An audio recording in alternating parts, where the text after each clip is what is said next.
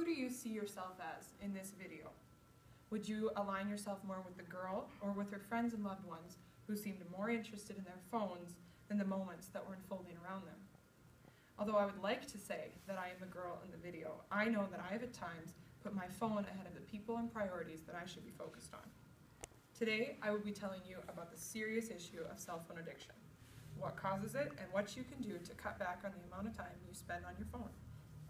In order to overcome cell phone addiction, we must first look at what defines this problem. The Indiana Prevention Resource Center states that cell phone addiction is characterized by feelings of withdrawal if a person is without their phone, compulsive checking of the cell phone, and using a cell phone to feel good. We can all think of someone who has these symptoms, but have we ever thought that being hooked to our cell phones is an actual addiction? Nomophobia, or no mobile phone phobia, according to Lizette Borelli of Medical Daily, is the actual fear of being without a cell phone. And it sounds kind of silly, but in fact, 66% of people suffer from this. They've become so attached to their cell phone that a low battery or a dead phone has become a source of anxiety. Another symptom of cell phone addiction is the inability of people to function without it. Many people, myself included, reach for their cell phone almost immediately if they find themselves alone in a public place. It can be a means to cope with loneliness, but in fact this is very harmful to mental health. Even if no sounds or alerts are coming from a cell phone, addicts will reach for their phone and take it out and press buttons, update their feeds, notifications, refresh settings, push buttons, anything on their phone, just as a means of safety and security. Now that we've discussed the definition and symptoms of cell phone addiction, let's look at what the causes are. It's no secret that cell phones are convenient. They fit into our hands and our pockets perfectly, making them easy to take with us wherever we go, so we can have them, and that we can have them with us all the time. It's also no secret that cell phones and smartphones can do it all. You can read, watch movies and television shows, keep up with email, social media, use maps, find any information on the internet that you desire, as well as calling and texting, all from your phone. Owning a camera has become a thing of the past due to smartphones.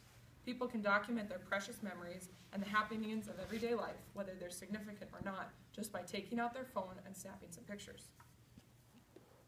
Another cause of cell phone addiction is what I like to call communication etiquette. I was talking to my 14-year-old sister the other day, and she told me that it is considered extremely rude not to respond to a text or a message within a minute or two. I thought about this for a while. It's considered rude to not be constantly connected to and checking your cell phone.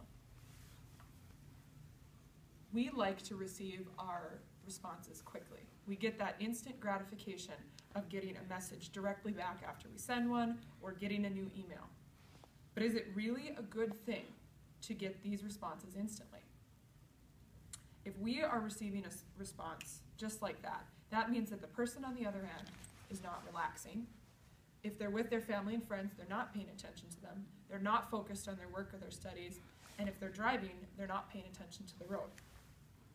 Cell phone users don't want to be rude by not responding right away. So many addicts will have their phones with them and check them constantly in case they get a message, in case they get an email. They want to be able to respond instantly, so they'll always check their phones even if they don't have to. Even if nothing has come through, they'll check their phones anyway because something might come and I might have to respond to it instantly or my friends will think I'm rude. I've shared a few of the causes of cell phone addiction. Finally, we will look at some possible solutions for this increasing problem. Susan Davies of WebMD offers 3 suggestions for controlling cell phone use. The first is to be conscious. Be conscious of the situations and feelings that are causing you to check your phone. Is it anxiety and loneliness? Do you feel left out on social media and so you check your cell phone to feel connected? Are you just bored? Davies suggests that people who overuse their phones should consciously try to find other outlets to fill these gaps. If you read internet articles or check your news feed before you go to bed, it's fine to read before you go to bed, but find a different way to read. Read a book, a magazine, a newspaper. Disconnect yourself from your phone before you go to bed. If you check social media because you feel left out, a way that you can feel connected to your friends is by actually spending time with them. Call a friend and have lunch. Call a friend and do something with them. Find out what's happening in their lives by talking to them instead of just seeing the snippets of their life that they share in posts and pictures. Davies' second suggestion is to be strong when your cell phone beeps or rings. You don't always have to answer it. Life will go on if you respond to that text in half an hour when you're not spending time with family. You can call that person back this evening. Consciously make an effort to use your cell phone less.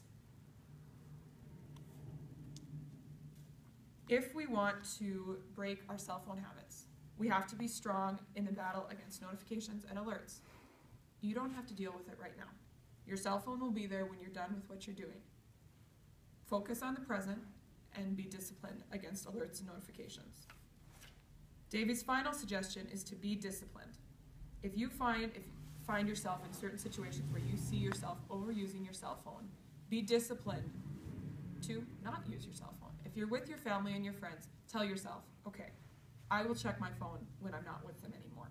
I'm not going to be using my phone when I'm with the people that I care about. If you're at work or school, tell yourself, I'm not going to use my phone right now. I need to be focused on my school, focused on my work.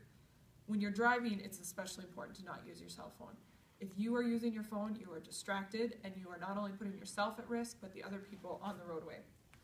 Another way to discipline your cell phone use is by giving yourself limits. Give your phone a bedtime. Say that I'm going to shut off my phone or not use my phone after 9 or 10 p.m. Then you are free to relax in the evening and not be distracted by your phone that'll probably keep you up even later at night. Set realistic guidelines for yourself and follow them. If you know of an area in your life that you can improve by not using your phone as much, focus on that. It starts with little steps, but eventually you'll find yourself using your cell phone less. Simply telling yourself, I'm going to try and use my phone less won't cut it. Come up with reasonable solutions and expectations for yourself and stick to them. Cell phone addiction is a serious problem, but there are steps that can be taken to lessen our dependency on our smartphones. I hope that learning more about these issues and possible solutions will make you think twice about constantly checking your phone. Today, we talked about the meaning of cell phone addiction, what causes it, and possible solutions for this problem.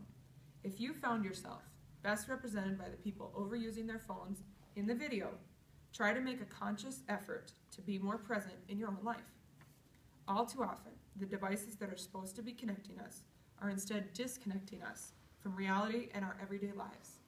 Put down the phone. Enjoy what's happening around you right now. I think you'll find that by spending less time being bombarded by what everyone else is doing with their lives, you'll have more time to live and enjoy yours.